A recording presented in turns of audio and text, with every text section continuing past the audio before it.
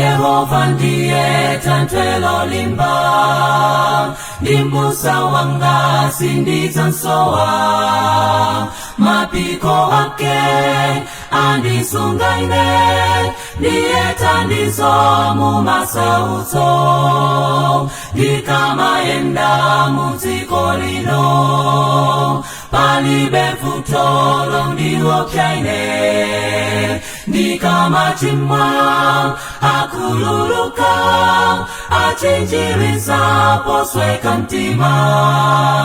Yesu promutsi aenda nane konse, sazandisiya mavuto onse. Akonda ene zitetezi, wenzila fana naye. Akonda ene zitetezi, wenzila fana naye. Kana na munbe angakalipe, ngakalenjila india minga.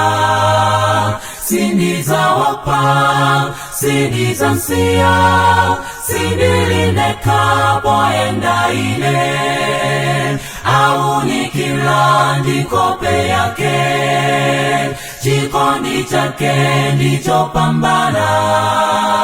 Nibwezi langa, promutsi wanga, analojeza sazandisiya.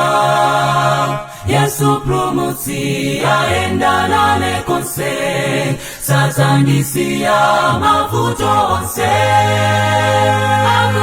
Akonda ene zitetezi, wenzila fana naye.